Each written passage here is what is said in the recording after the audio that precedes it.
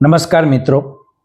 એક સાંજે દેવગઢ ગામના શેરીઓમાં જ્યારે દીવા પ્રગટાવવાનો સમય થયો હતો ત્યારે આકાશમાં કાળા ડિબાંગ વાદળો ઘેરાયા હતા અને ગાઢ જંગલ તરફથી ફૂંકાતા ઠંડા પવનો કોઈ અનિષ્ટની પૂર્વ સૂચના આપી રહ્યા હતા. 14 વર્ષનો અનાથ છોકરો વ્યોમ, જે ગામના પાદરના એક જીર્ણ શીર્ણ અને અતિ જૂના મંદિરના ઓટલે પોતાની રાતો વિતાવતો હતો, તે પોતાના ફાટેલા ખિસ્સામાં હાથ નાખીને ધ્રુજતા પગે ચાલી રહ્યો હતો. પેટમાં ભૂખની તીવ્ર આગ બળી રહી હતી અને છેલ્લા 3 દિવસથી અન્નનો એક પણ દાણો પેટમાં ગયો નહોતો. તેવામાં મંદિરના દરવાજા પાસે જ પડેલી એક ભારે અને જૂની કાળા ચામડાની મખમલી થેલી પર તેની નજર પડી. વ્યોમે આસપાસ નજર દોડાવી. આસપાસ કોઈ દેખાતું નહોતું. ગાઢ અંધકાર અને ચોતરફ ફેલાયેલી સન્નાટાભરી ખામોશી વચ્ચે વ્યોમે ધીમેથી આગળ વધીને તે થેલીને હાથ અડાડ્યો. થેલીનું વજન ધારણા કરતાં ઘણું વધારે હતું. જ્યારે તેણે થેલીની જીપ ખોલીને અંદર જોયું ત્યારે તેની આંખો ફાટી ગઈ અને ગળાનો શ્વાસ અદ્ધર થઈ ગયો. થેલી શુદ્ધ સોનાના ભારે સિક્કાઓ અને ઝગમગતા હીરા ઝવેરાતથી ભરેલી હતી. તે યુગ અને સમયમાં આટલું સોનું જોઈને કોઈ પણ ગરીબ માણસનો ઈમાન ડગમગી જાય. વ્યોમના હાથ ધ્રુજવા લાગ્યા. તેને લાગ્યું કે આ સોનું તેને એક જ રાતમાં દુનિયાના તમામ સુખો અપાવી દેશે. તે હવે ક્યારેય ભૂખ્યો નહીં રહે. તેને છાપરા નીચે નહીં પણ મોટા મહેલ જેવું ઘર મળી જશે. પણ તેને ખબર નહોતી કે આ સોનાની થેલી કોઈ ભેટ નહોતી, પણ મોતનું એવું જીવંત આમંત્રણ હતું જે તેના પગ નીચેથી જમીન હંમેશા માટે સરકાવી દેવાનું હતું. તે સોનાની ચમક પાછળ એક એવું ખતરનાક રહસ્ય છુપાયેલું હતું જેની કલ્પના પણ તેણે ક્યારેય સપનામાંય નહોતી કરી. વ્યોમ ગામના એક ખૂણે આવેલા પેલા નાનકડા અતિ ગરીબ વિસ્તારમાં રહેતો હતો. તેના માતા પિતા બાળપણમાં જ એક ભયંકર રેલવે અકસ્માતમાં મૃત્યુ પામ્યા હતા. ત્યારથી તે ગામના લોકોની નાની મોટી મજૂરી કરીને અને ક્યારેક લોકોની એઠી જૂઠી પ્લેટો સાફ કરીને પોતાનું પેટ ભરતો હતો. ગામના લોકો તેને દયાની નજરે જોતા, પણ કોઈએ તેને દિલથી અપનાવ્યો નહોતો. વ્યોમનો સ્વભાવ અત્યંત સીધો, સંસ્કારી અને દયા ભરેલો હતો. ભલે તેની પાસે 2 જોડી કપડાં નહોતા, પણ તેનું મન હંમેશા દૂધ જેવું શુદ્ધ હતું. તે રાત્રે સોનાની થેલી મળ્યા બાદ વ્યોમ ડરતો ડરતો તેને પોતાના આશ્રય સ્થાન પર લઈ આવ્યો. તેણે થેલી સંતાડી દીધી, પણ તેની આંખોમાંથી ઊંઘ એકદમ ગાયબ થઈ ગઈ. તે આખી રાત જાગતો રહ્યો. તેના મનમાં 2 વિચારોનું યુદ્ધ ચાલી રહ્યું હતું. એક તરફ અપાર ગરીબી, ભૂખ અને સુખ વૈભવનું મોટું આકર્ષણ હતું, તો બીજી તરફ તેના પિતાના સંસ્કારો અને આત્માનો અવાજ હતો કે બેટા વ્યોમ, આ સોનું આપણું નથી. આ કોઈની મહેનતની કમાણી કે ખોવાઈ ગયેલી મૂડી છે. બીજા દિવસે સવારે ગામમાં અચાનક એક મોટી સનસનાટી મચી ગઈ. ગામના સૌથી ધનિક અને કંજૂસ શેઠ રતનલાલ પોતાની તિજોરી ચોરાઈ ગયાની બૂમો પાડતા આખા ગામમાં દોડતા નજરે પડ્યા. શેઠ રતનલાલ એવા માણસ હતા જેણે વ્યાજખોરી અને લોકોની લાચારીનો લાભ ઉઠાવીને અઢળક સંપત્તિ ભેગી કરી હતી. ગામના અનેક ગરીબો તેમની જાળમાં ફસાઈને બરબાદ થઈ ચૂક્યા હતા. શેઠ રતનલાલ રડતા રડતા ગામના મુખી ભવાનભાઈ અને પોલીસ સમક્ષ પહોંચ્યા અને જાહેરાત કરી કે મારી સોનાની થેલી ગઈકાલે રાત્રે કોઈ ચોરી કરીને લઈ ગયું છે. તેમાં મારી આખી જિંદગીની કમાણી હતી. જે કોઈ મને એ થેલી શોધી આપશે તેને હું મોટું ઇનામ આપીશ. ગામના ચોકમાં ભારે ભીડ ભેગી થઈ ગઈ. બધા લોકો અંદરો અંદર વાતો કરવા લાગ્યા. વ્યોમ પણ ભીડની એક બાજુ ઊભો હતો. તેના હાથમાં સોનાની થેલી હતી અને તેના અંતરાત્માએ તેને તુરંત કહી દીધું કે આ થેલી બીજી કોઈની નહીં પણ આ જ શેઠ રતનલાલની છે. વ્યોમ થોડી વાર માટે અસમંજસમાં મુકાઈ ગયો. તેને થયું કે જો તે આ સોનું પોતાની પાસે રાખી લે તો કોઈને ખબર નહીં પડે અને તેનું જીવન સુધરી જશે. પણ બીજી જ ક્ષણે તેને વિચાર આવ્યો કે શેઠ રતનલાલ ભલે ગમે તેવા હોય, પણ ચોરી કરવી એ મહાપાપ છે અને પોતાના આત્માને વેચવા જેવું છે.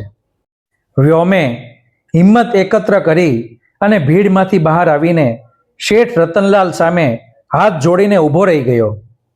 તેણે ધીમા અવાજે કહ્યું, શેઠજી, ગભરાશો નહીં. તમારી સોનાની થેલી તે ગઈકાલે રાત્રે મને રસ્તા પરથી મળી હતી. તે સંપૂર્ણ સુરક્ષિત છે. વ્યોમના આ શબ્દો સાંભળતા જ આખી ભીડ એક ક્ષણ માટે સ્તબ્ધ થઈ ગઈ. લોકોની નજરો વ્યોમ પર મંડાઈ ગઈ. શેઠ રતનલાલના ચહેરા પર પહેલા આશ્ચર્ય આવ્યું અને પછી લોભ અને ગુસ્સાની મિશ્રિત કાળી છાયા છવાઈ ગઈ. શેઠ રતનલાલે ઝડપથી આગળ વધીને વ્યોમના બંને ખભા પકડી લીધા અને કહ્યું, અરે છોકરા, સાચું કે, ક્યાં છે મારી થેલી? જલ્દી લાવ. વ્યોમે પોતાના આશ્રય સ્થાન પર જઈને પેલા કાળા ચામડાની થેલી લાવીને શેઠના હાથમાં સોંપી દીધી. થેલી ખોલીને જોયું તો અંદર એકેય સિક્કો ઓછો નહોતો. બધું જ સોનું અકબંધ હતું. ગામના લોકોએ વ્યોમની ઈમાનદારી જોઈને તેની પ્રશંસા કરવાનું શરૂ કર્યું. વાહ વ્યોમ, તું ગરીબ જરૂર છે, પણ તે સાબિત કરી દીધું કે તારું દિલ આ સોના કરતાંય વધારે શુદ્ધ છે. ગામના એક વડીલ મણીલાલે આશીર્વાદ આપતા કહ્યું. પરંતુ આ સમગ્ર ઘટના દરમિયાન એક ખૂણે ઊભેલા ગામના ચતુર અને શંકાશીલ યુવાન ગિરધરની નજરો કંઈક અલગ જ કહી રહી હતી. ગિરધર લાંબા સમયથી શેઠ રતનલાલની સંપત્તિ પર પોતાની કુટિલ નજર રાખીને બેઠો હતો. ગિરધરને વ્યોમની આ ઈમાનદારી પર જરાય વિશ્વાસ નહોતો આવ્યો. તેને લાગ્યું કે આટલી મોટી સંપત્તિ કોઈ પણ ગરીબ છોકરો આમ જ પાછી ન આપી દે. ગિરધરના મનમાં એક ખતરનાક શંકાએ જન્મ લીધો. શું વ્યોમે આખી થેલી પાછી આપી દીધી કે પછી તેમાંથી અડધું સોનું ક્યાંક છુપાવી દીધું છે? આ ખોટી શંકા ધીમે ધીમે આખા ગામમાં આગની જેમ ફેલાઈ ગઈ. શેઠ રતનલાલ તો સ્વભાવે જ અત્યંત લોભી હતા. ભલે તેમને આખી થેલી મળી ગઈ હતી, પણ ગિરધરના એક વાક્યે તેમના મનમાં પણ શંકાનું એવું બીજ રોપી દીધું જે વિશ્વાસને તોડી નાખે. શેઠજી, તમે બરાબર ગણતરી કરી લીધી? શું ખબર આ છોકરાએ 5-10 સિક્કા પોતાના માટે છુપાવી દીધા હોય અને બાકીનું તમને પકડાવીને સજ્જન બનવાનું નાટક કરતો હોય? ગરીબ માણસને સોનાની લાલચ રોકી ન શકાય. આ સાંભળીને શેઠ રતનલાલનો ચહેરો ક્રોધથી લાલ થઈ ગયો. તેમણે વ્યોમ પર ગંભીર આરોપ મૂક્યો. અરે બદમાશ છોકરા, તું મને ભોળો સમજે છે? જરૂર તું મારી થેલીમાંથી મોટો હિસ્સો ચોરી ગયો હોઈશ અને હવે આ નાટક કરે છે. વ્યોમ આ અચાનક બદલાયેલા વલણથી હચમચી ગયો. તેની આંખોમાં વલોપાત અને આંસુ આવી ગયા. તેણે ધ્રુજતા અવાજે કહ્યું, શેઠજી, ભગવાનના સમ ખાઉં છું, મેં એક પણ સિક્કો નથી કાઢ્યો. મેં જેવું જોયું હતું તેવું જ તમને પાછું આપી દીધું છે. મારું ચારિત્ર એટલું સસ્તું નથી કે હું ચોરી કરું. પરંતુ લોભ અને શંકા આગળ સત્ય સાંભળવાની તાકાત કોની પાસે હતી? શેઠ રતનલાલે ગુસ્સામાં આવીને તરત પંચાયત બોલાવી. પંચાયતમાં ગિરધરે એવું સાબિત કરવાનો પ્રયત્ન કર્યો કે વ્યોમે ચોક્કસપણે કોઈ મોટો ભાગ સંતાડ્યો છે. પરિસ્થિતિ એવી બની ગઈ કે જે વ્યોમને થોડી વાર પહેલા ગામના લોકો ઈમાનદારીની મૂર્તિ માનતા હતા, તે જ લોકો હવે તેને એક સામાન્ય ચોર તરીકે જોવા લાગ્યા. વ્યોમ માટે આ માનસિક સંઘર્ષ ખૂબ જ પીડાદાયક હતો. તેને લાગ્યું કે આ દુનિયામાં ઈમાનદારીનું કોઈ જ મૂલ્ય નથી. જો તે સોનું રાખી લે તો કદાચ સારું હોત. ઓછામાં ઓછું આ અપમાન તો ન સહન કરવું પડત. સત્યની શોધમાં ગિરધર અને ગામના કેટલાક યુવાનો વ્યોમના પેલા જૂના આશ્રય સ્થાનની ઝડપી લેવા પહોંચ્યા. વ્યોમ દિવાલ સાથે અડકીને રડતો રડતો ઊભો હતો. ગિરધરે ખૂણામાં રાખેલી એક જૂની માટીની મટકી ખેંચી કાઢી. જ્યારે મટકી ઊંધી કરી ત્યારે તેમાંથી કાગળના કેટલાક જૂના દસ્તાવેજો અને એક નાની સીલબંધ ચિઠ્ઠી બહાર આવી. ગિરધરે એ ચિઠ્ઠી હાથમાં લીધી અને મોટા અવાજે વાંચવા લાગ્યો. જેવા શબ્દો વાંચ્યા તેવા જ ઉપસ્થિત તમામ લોકોના હોશ ઉડી ગયા. તે ચિઠ્ઠી વ્યોમની નહીં પણ શેઠ રતનલાલના પોતાના ભૂતકાળના એક કાળા કારનામા સાથે સીધી જોડાયેલી હતી. તે ચિઠ્ઠીમાં લખ્યું હતું, શેઠ રતનલાલ, તું ગરીબોને વ્યાજની જાળમાં ફસાવીને જે કાળું નાણું અને સરકારી ચોરીનું સોનું ભેગું કરે છે તે કાયદેસર નથી. તારી આ સંપત્તિ પર હવે ન્યાયની તલવાર લટકે છે. તારું આ સોનું સરકાર દ્વારા જપ્ત કરવામાં આવી રહ્યું છે અને જો તારું જીવતું રહેવું હોય તો આ સોનું લઈને ભૂગર્ભમાં જતો રહેજે. આ ચિઠ્ઠી વાંચતા જ શેઠ રતનલાલ પરસેવે રેબઝેબ થઈ ગયા અને ધ્રુજી ઉઠ્યા. તે ચિઠ્ઠી કોઈ સામાન્ય ચોરની નહોતી પણ રાજ્યના ગુપ્તચર વિભાગ અથવા કોઈ જૂના શત્રુની હતી, જેણે શેઠ રતનલાલની કાળી કમાણી પર બાજ નજર રાખી હતી અને કોઈ સરકારી છાપાના ડરના માર્યે રસ્તામાં એ થેલી ફેંકી દીધી હતી.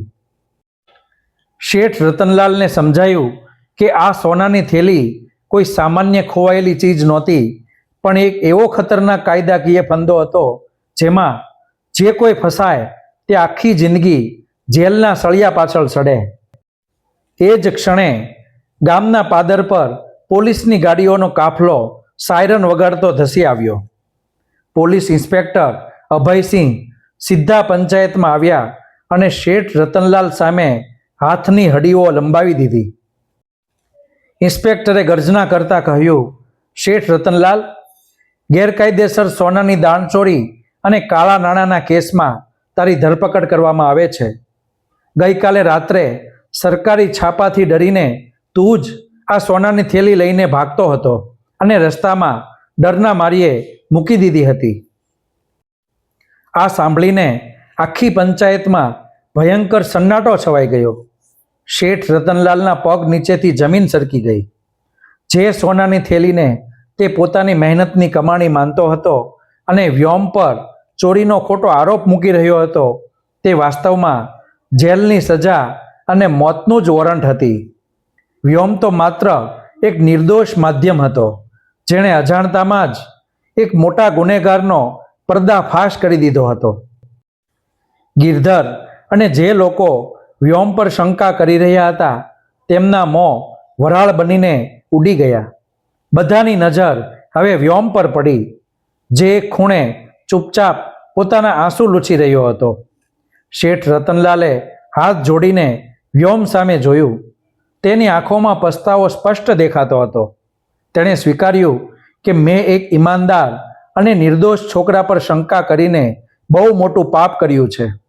આ સોનું મારું હતું જ નહીં, આ તો પાપની કમાણી હતી.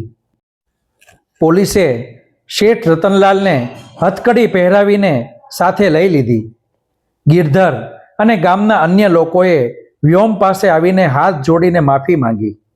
વ્યોમભાઈ, અમને ક્ષમા કરજે. અમે તારા પર ખોટો શંકાનો આક્ષેપ મૂક્યો હતો. તારી ઈમાનદારી સામે આજે પૈસા અને સોનું બંને માટી સમાન સાબિત થઈ ગયા છે. ગિરધરે નમીને કહ્યું. વ્યોમે પોતાના આંસુ લૂછ્યા અને હળવું સ્મિત આપતા કહ્યું, મારે સોનું કે પૈસા નહોતા જોઈતા ભાઈ. મારે તો માત્ર મારું સાચું ચારિત્ર અને લોકોનો વિશ્વાસ જોઈતો હતો. ભગવાનની કૃપાથી સત્ય બહાર આવી ગયું, એ જ મારા માટે દુનિયાનું સૌથી મોટું ઇનામ છે. આ ઘટના પછી ગામના લોકોનો વ્યોમ પ્રત્યેનો દ્રષ્ટિકોણ સંપૂર્ણપણે બદલાઈ ગયો. જે છોકરો ગઈકાલ સુધી એક અનાથ અને ગરીબ તરીકે ભીડમાં ખોવાયેલો હતો, આજે તે આખા ગામ માટે ઈમાનદારી અને સત્યની જીવંત મૂર્તિ બની ગયો હતો. ગામના મુખીએ વ્યોમને આદરપૂર્વક પોતાના ઘરમાં આશરો આપ્યો અને તેની સંભાળ લીધી. વ્યોમે ક્યારેય લોભ ન કર્યો અને તે જ તેની સૌથી મોટી તાકાત સાબિત થઈ. મિત્રો, આ વાર્તા આપણને શીખવે છે કે જીવનમાં ગમે તેવી વિકટ પરિસ્થિતિ આવે, ગરીબી હોય કે ભૂખ હોય, પણ ક્યારેય પોતાની ઈમાનદારી અને મૂલ્યોનો સોદો ન કરવો જોઈએ. જે વસ્તુ આપણી નથી તેનો લોભ ક્યારેય અશાંતિ અને વિનાશ સિવાય બીજું કંઈ નથી લાવતો. લોકો તમારી ઈમાનદારી પર શંકા કરી શકે છે, તમારું અપમાન કરી શકે છે, પરંતુ અંતે તો માત્ર સત્યની જ જીત થાય છે. પૈસા અને સોનું ક્ષણિક આકર્ષણ છે, પણ મનની પવિત્રતા અને સારા કર્મો જ માણસને સાચા અર્થમાં અમર બનાવે છે. કારણ કે માણસની સાચી ઓળખ તેની પાસે કેટલું સોનું કે ધન છે તેમાં નહીં, પરંતુ મુશ્કેલીના તોફાનો વચ્ચે પણ તે પોતાની ઈમાનદારી અને મૂલ્યોને કેટલી મજબૂતાઈથી વળગી રહે છે તેમાં છે. મિત્રો, આવી જ હૃદયસ્પર્શી અને પ્રેરણાદાયક વાર્તાઓ નિયમિત સાંભળવા માટે તમારી પોતાની ચેનલ બોધ કથા ભંડારને સબસ્ક્રાઇબ કરો અને બેલ આઇકન દબાવવાનું ભૂલતા નહીં. મળીએ આવતીકાલે એક નવી બોધ કથા સાથે. ત્યાં સુધી સ્વસ્થ રહો અને સત્કર્મ કરતા રહો. ધન્યવાદ.